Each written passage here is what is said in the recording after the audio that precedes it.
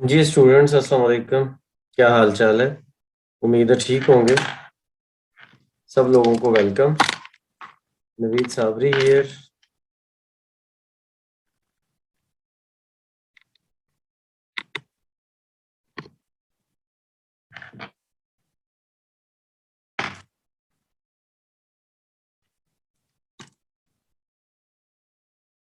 जी students, उम्मीद है कि मेरी आवाज़ आप लोगों को क्लियरली आ रही होगी। ज़रा यस कर दें ताकि मुझे आइडिया हो जाए, या वालेकुम अस्सलाम कर दें चैट बॉक्स में। या ऑडियो में भी कर सकते हैं। ओके, वॉइस आ गई है जी। Thank you thank you thank you.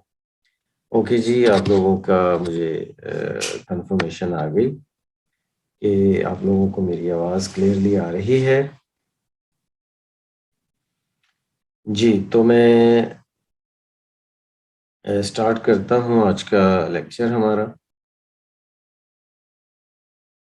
आज का जैसा कि अनाउंस किया गया था कि लास्ट लेक्चर की तरह आज का लेक्चर भी हमारा करेक्शन पे ही है।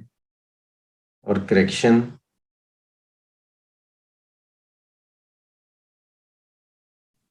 जी, आज का लेक्चर भी हमारा करेक्शन पे ही है। और करेक्शन का टॉपिक 2021 का पेपर हमने लास्ट क्लास में डिस्कस किया था।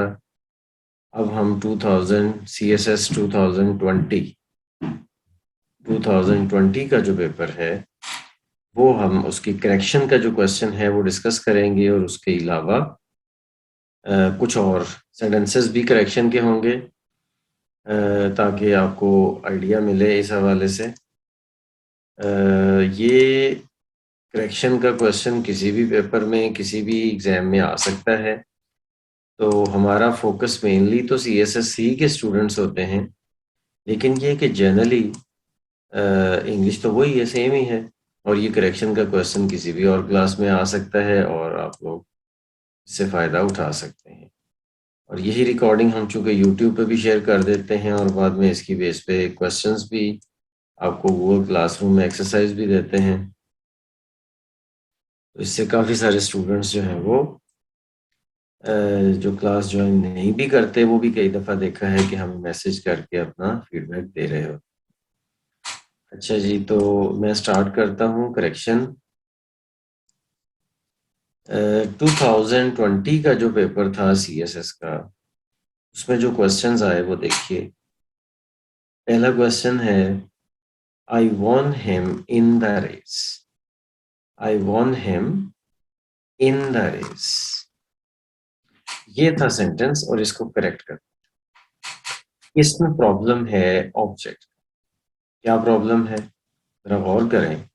अगर हम इसी सेंटेंस को समझने की कोशिश करें और इसमें से मीनिंग ड्रॉ करने की कोशिश करें, तो पता है इसका क्या मतलब बनता है कि कोई रेस हो रही थी, मैं उस रेस में गया और मैंने उसमें उस बंदे को जीत लिया।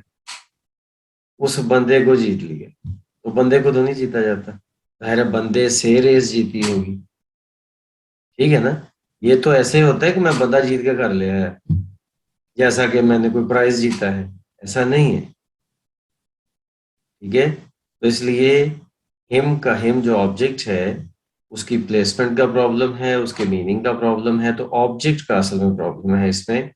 और इस सेंटेंस को कई तरीकों से ठीक किया जा सकता है। ये 4 तरीके हैं जो मैं आपके सामने रख रहा हूँ। चारों में से कोई भी लगा दे, ठीक है।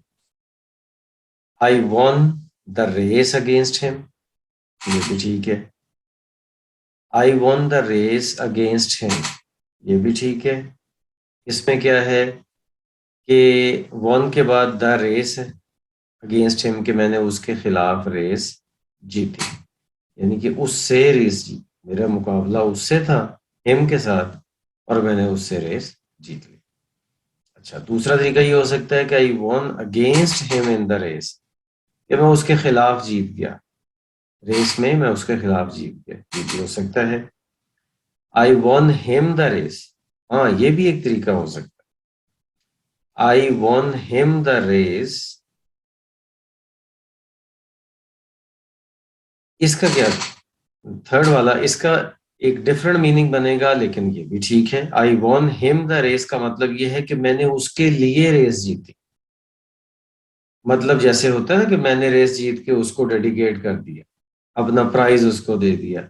I won him the race, मैंने उसके लिए रेस जीती, ये भी एक तरीका हो सकता है।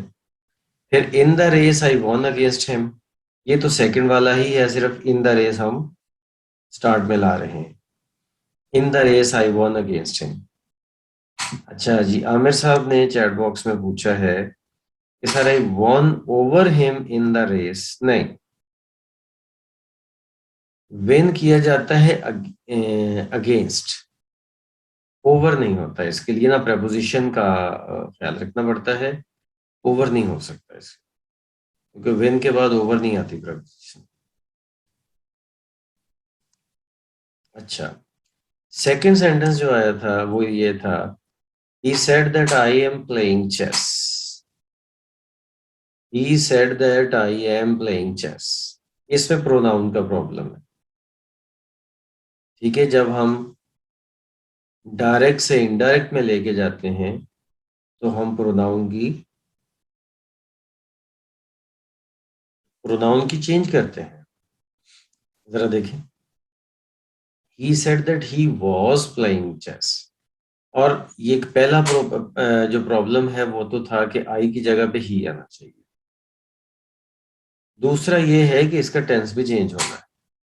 तो एम प्लेइंग प्रेजेंट कंटिन्यूअस है, तो उसकी जगह पे वॉज वॉज प्लेइंग हमने लगाना है, ही वॉज प्लेइंग, जो कि पास्ट कंटिन्यूअस बने। ऐसे ही unless you don't try you will never succeed. Unless, इसमें कंजंक्शन का प्रॉब्लम है, कंजंक्शन है अनलेस, अनलेस कंजंक्शन है, और ये एक ऐसा कंजंक्शन है कि जिसमें नेगेटिव कंडीशन शो होती है, यानी कि इसमें नेगेटिव कंडीशन का मीनिंग मिलता है। अगर अगर नेगेटिव कंडीशन अनलेस में शो होती है और अनलेस का अपना मीनिंग नेगेटिव है, तो फिर उसके बाद किसी डू नॉट वगैरह की जरूरत नहीं है, बल्कि आएगा unless you try you will never succeed. Unless you try का मतलब यह है जब जब तक तुम कोशिश नहीं करते। अनलेस यू ट्राई, जब तक तुम कोशिश नहीं करते। तो अब देखें, इसमें अनलेस के अंदर नहीं का मीनिंग, अगर अनलेस के अंदर नहीं का मीनिंग है तो फिर हमें और नॉट लगाने की जरूरत नहीं है। इसका करेक्ट होगा unless you try you will never succeed.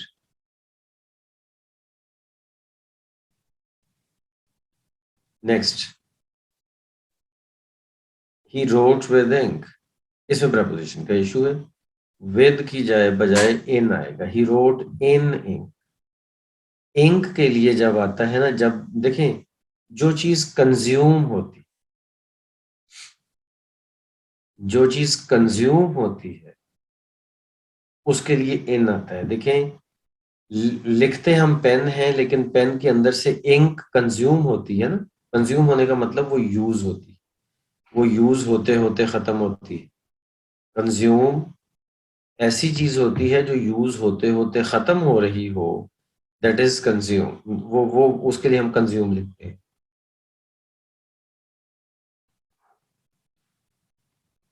अच्छा, तो चूंकि इंक कंज्यूम हो रही है तो उसके लिए हम इन लिखेंगे, रोट के बाद, ही रोट इन इंक, उसने स्याही से लिखा। ठीक है, ये ट्रांसलेशन में इन का मतलब में नहीं आएगा यहाँ, ये भी ध्यान में रखना। अच्छा, नेक्स्ट है what country he belongs to. What country he belongs to, ये वर्ब इन क्वेश्चन है, यानी कि क्वेश्चंस के अंदर वर्ब किस तरीके से यूज होता है उससे रिलेटेड ये आपका क्वेश्चन है कि what country he belongs to, what country he belongs to.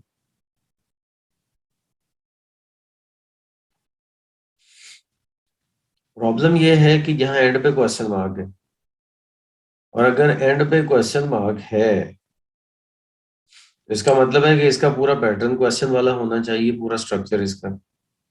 इसका मतलब ये होगा, what country does he belong to, या which country does he belong to, यानी कि डज का आना जरूरी है। व्हाट कंट्री भी ठीक है, विच कंट्री भी ठीक है। ठीक है, तो अब यहाँ पे मैं एक और भी आप लोगों का जो है वो कॉन्सेप्ट क्लियर कर दूं कि विच और व्हाट में क्या डिफरेंस है। इस सेंस में विच कंट्री या व्हाट कंट्री दोनों में क्या डिफरेंस है। करेक्ट तो ये दोनों ही है, लेकिन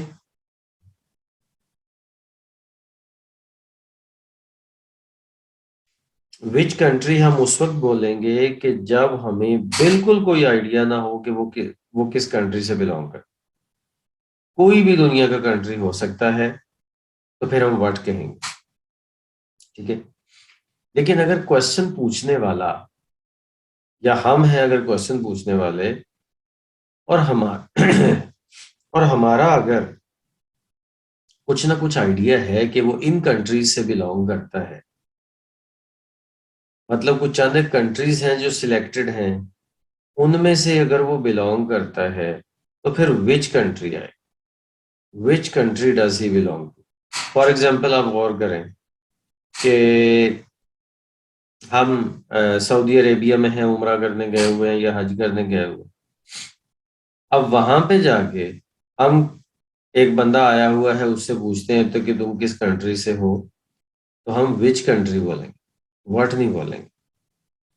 क्योंकि व्हाट तो तब बोलते हैं जब दुनिया का कोई भी कंट्री, लेकिन विच कंट्री नॉर्मली उस वक्त यूज किया जाता है कि जब कुछ स्पेसिफिक कंट्रीज हो। चूंकि मुस्लिम कंट्रीज ही से ज्यादा एक्सपेक्टेड होते हैं लोग, मुस्लिम मेजोरिटी कंट्रीज जो हैं वहीं से एक्सपेक्टेड होते हैं लोग कि हज या उम्रा करने के लिए आए, तो इसलिए इसलिए हम उसके लिए विच कंट्री यूज करें, क्योंकि वो स्पेसिफिक है। ठीक है, अच्छा जी, इधर हमारे पास इफ्रा सुहेल ने लिखा है,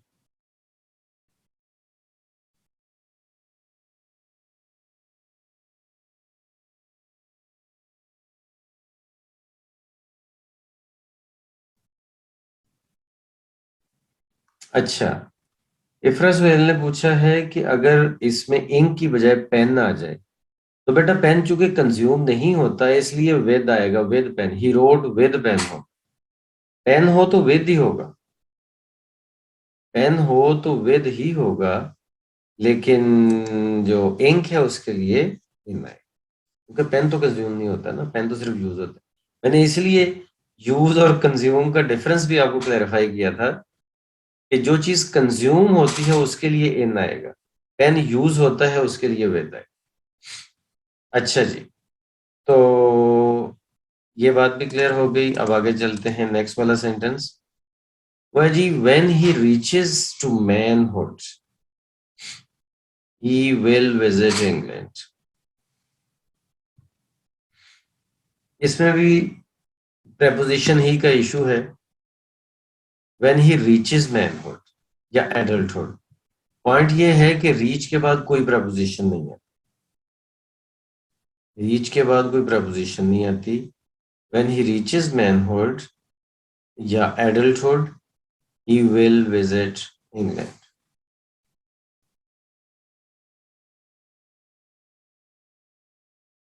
ही विल विजिट इंग्लैंड। आगे चलते हैं। The new session commences from February 1st 2020।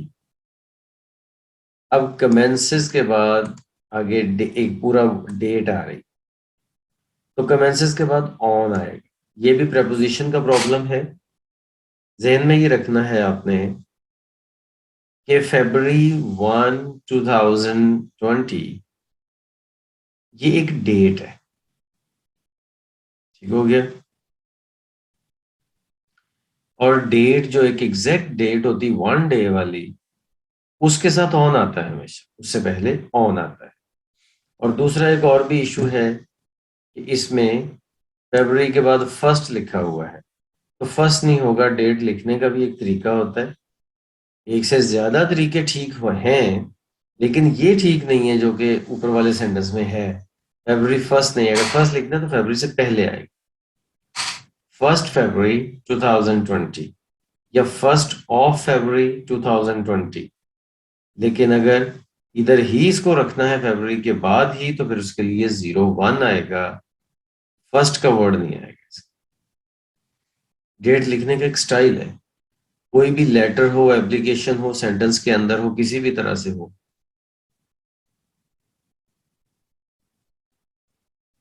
किसी भी तरह से हो, डेट हमेशा एक स्पेसिफिक स्टाइल में ही लिखी जाती है। नेक्स्ट है जी, please send this letter to my on my address. Please send this letter on my address, इसमें भी प्रपोजिशन का प्रॉब्लम है, लेटर के बाद टू आएगा, सेंड टू माई एड्रेस। ठीक है, please send this letter to my address. ठीक है, सेंड वर्ब है और इसके बाद टू आया कर, जिस जगह पे भेजना होता है उसके लिए टू आता है, तो माई एड्रेस आएगा, टू माई एड्रेस। ऑन नहीं आएगा, ऑन की बजाय टू। अच्छा जी, अब इस पॉइंट पे आके 2020 वाले जो सेंटेंसेस थे हमारे, वो तो हो गए कंप्लीट। अब कुछ और करेक्शन के सेंटेंसेस मिलते जुलते हुए मैं आपके सामने रखता हूँ। More about correction. एक सेंटेंस है जी, he she is such a girl.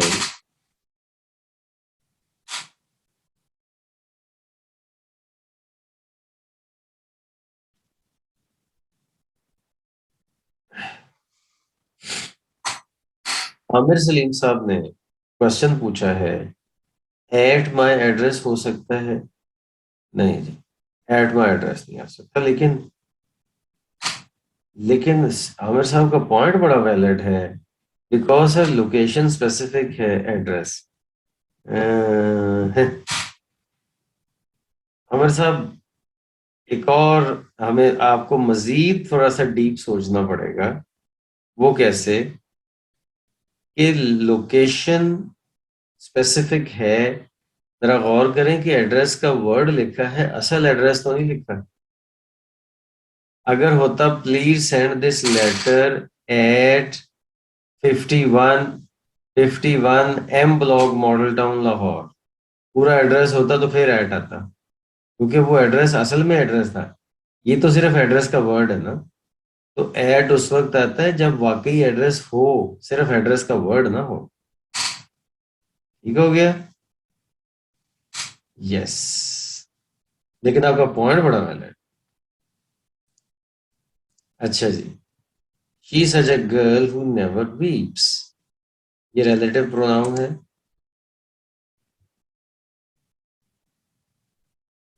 इसमें इश्यू है रिलेटिव प्रोनाउन। क्या ये सच के बाद हु नहीं है? या तो सच को हटा दें, जैसा कि फर्स्ट वाला सेंटेंस है, ये भी करेक्ट है, she is the girl who never weeps. या फिर सच लगा रहने दें, तो एज लिखें हु की जगह पे, लेकिन ये जो कॉमा है गर्ल के बाद, ये तो हर सूरत खत्म हो। She is such a girl as never weeps, ये जो एज वाला है ना, ये आजकल बहुत ज्यादा यूज नहीं होता मॉडर्न इंग्लिश में, लेकिन ये कंप्लीटली करेक्ट है। She is such a girl as never weeps. और जो ऊपर वाला है, she is the girl who never weeps, उसमें ही हु आएगा। She is the girl who never weeps.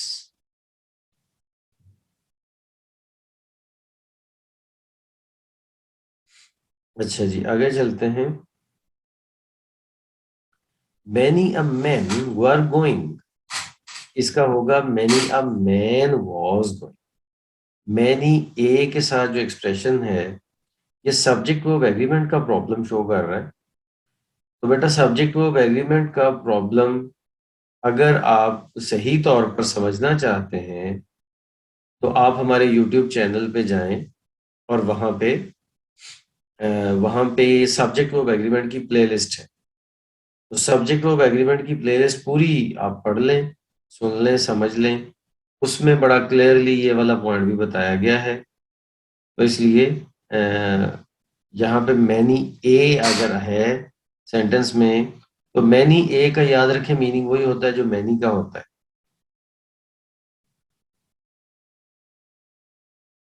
लेकिन मैनी ए के बाद हमेशा सिंगुलर नाउन आता है और उसके बाद सिंगुलर ही वर्ब आता है। तो many a man was going, इसका मीनिंग वही है जो अगर हम कहें मैनी मैन वर गोइंग, बहुत सारे लोग जो है वो जा रहे थे, यही कहा जाएगा। लेकिन मैनी ए के साथ मैन यानी कि सिंगुलर नाउन आएगा और सिंगुलर ही वर्ब। अच्छा जी, आगे चलते हैं। I would help if I am unwell, I am well, sorry, I am well, ये मॉडल वर्ब का problem. I shall help if I am well, I shall help, ये कंफर्मेशन है कि अगर मैं सही हुआ, आई मीन अगर मैं तंदुरुस्त हुआ तो मैं तुम्हारी मदद करूंगा।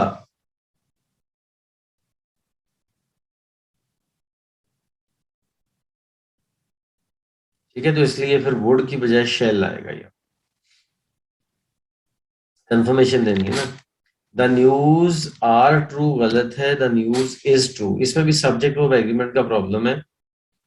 और प्रॉब्लम यह है कि न्यूज एंड पे एस लगने की वजह से समटाइम स्टूडेंट कंफ्यूज हो जाते हैं कि शायद ये प्लूरल होगा। तो याद रखें ये प्लूरल नहीं है, न्यूज एक खबर को बोलते हैं और वो सिंगुलर है, तो इसलिए इज आएगा।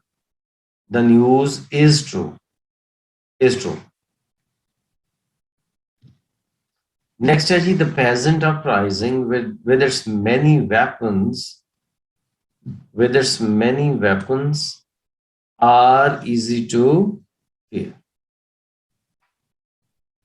जी, तो इसमें सेंटेंस कुछ इस तरह से करेक्ट होगा, the peasant uprising with its many weapons is easy to fear, is easy to fear। तो अच्छा, अब पॉइंट ये है कि यहाँ पे इज क्यों आए, हालांकि मैनी वेपन्स लिखा हुआ प्लूरल है। इज इसलिए आएगा क्योंकि पेजेंट अपराइजिंग,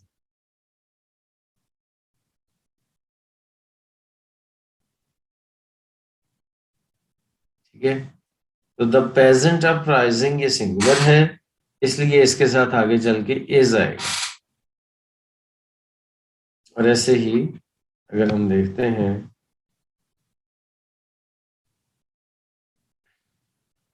क्या कह रहे हैं जी, दिस के अकॉर्डिंग, नहीं नहीं बेटा, दिस के अकॉर्डिंग नहीं, अपराइजिंग के अकॉर्डिंग, अपराइजिंग।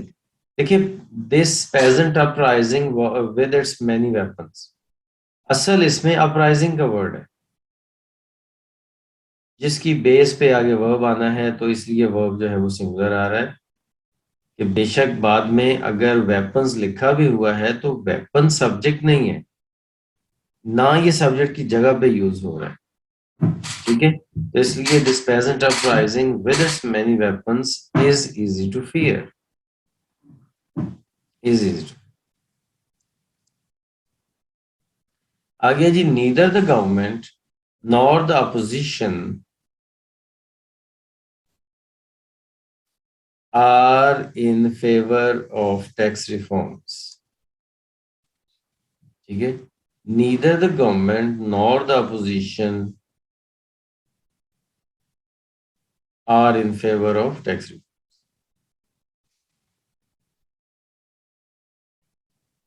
जी, कोई बताएगा आप में से इसका क्या होगा, neither the government nor the opposition. Sir is होगा, neither the government nor the opposition is in favour of is tax होगा, रिफॉर्म। बिल्कुल सही है, इज होगा। अब इसकी रीजन ये है, ये भी सब्जेक्ट ऑफ एग्रीमेंट का प्रॉब्लम है।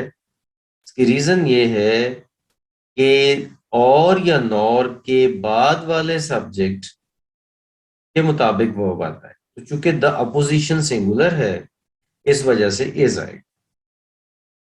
यस, नेक्स्ट है जी, the committee on worker safety are about to announce their decision, ये भी सब्जेक्ट ऑफ एग्रीमेंट का है। एक कमेटी जो है वो अपना डिसीजन अनाउंस करती है, तो इसलिए the committee on workers committee is about to announce its decision.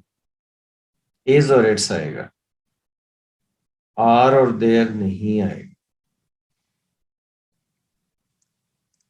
Next, the committee has divergent ideas on this burning issue. इसमें भी सब्जेक्ट ऑफ एग्रीमेंट है, लेकिन देखना यह है कि अब कमेटी के साथ प्लूरल वर्ब आ रहा है। The committee have divergent ideas on this burning issue. Point ये है कि कमेटी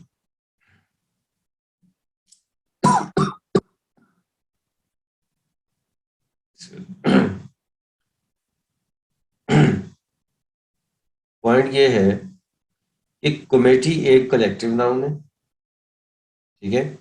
कमेटी एक कलेक्टिव नाउन है, और याद ये रखना है कि कलेक्टिव नाउन सिंगुलर समझा जाता है अगर वो यूनानिमसली एज अ यूनिट कोई काम कर रहा हो, पूरा ग्रुप, तो वो सिंगुलर समझा जाता है। लेकिन अगर वो अपना अलग से कोई काम कर रहे हैं, उसके जो मेंबर्स हैं कमेटी के, और अलग अलग अपने आइडियाज रख रहे हैं या अलग अलग बातें कर रहे हैं, तो फिर हैव आएगा, यानी कि प्लूरल हो जाएगा। इसी तरह से आपने इन दोनों सेंटेंस में देखा होगा कि ऊपर वाले सेंटेंस में कमेटी सिंगुलर है, और दूसरे सेंटेंस में कमेटी का वर्ड प्लूरल मीनिंग दे रहा है। The committee have divergent ideas on this burning issue. ठीक हो गया। तो इस तरह से स्टूडेंट्स, ये कुछ और सेंटेंसेस भी लेके मैंने इसको ये सारा एक्सप्लेन करने की कोशिश की। अब अगर इस हवाले से कोई आपका फर्दर क्वेश्चन है तो वो ज़रूर आप कर लें, ठीक है। क्योंकि ये जो क्लास हमने रखी है, इसका यही बेसिक पर्पस है कि आप लाइव क्वेश्चन भी कर सकें। जी प्लीज, अगर कोई क्वेश्चन है तो आप कर सकते हैं। वैसे तो हमने इसको अच्छे तरीके से एक्सप्लेन कर दिया। जी रोहेल असगर कहते हैं क्या स्पेलिंग मिस्टेक्स भी जी बिल्कुल आ सकती हैं, स्पेलिंग मिस्टेक भी हो सकती हैं। वैसे मैं आपको बताऊं, स्पेलिंग मिस्टेक्स को हम ग्रामर मिस्टेक्स तो नहीं बोलते, लेकिन हमारा जो सीएसएस का एग्जामिनर है, स्पेशली सीएसएस का, वो इस तरह की मिस्टेक्स दे देते।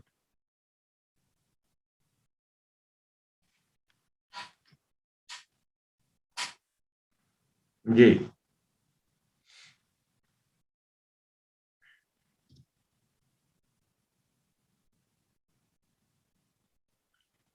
चलें जी, फिर आज के लिए इतने काफ़ी है। See you in the next class on Friday, inshallah. That's it for today. अल्लाह हाफिज। अभी एक दो और क्लासेस हमारी करेक्शन ही की होंगी, उसके बाद फिर हम किसी और टॉपिक की तरफ शिफ्ट करेंगे। Okay, Allah Hafiz. See you in the next class.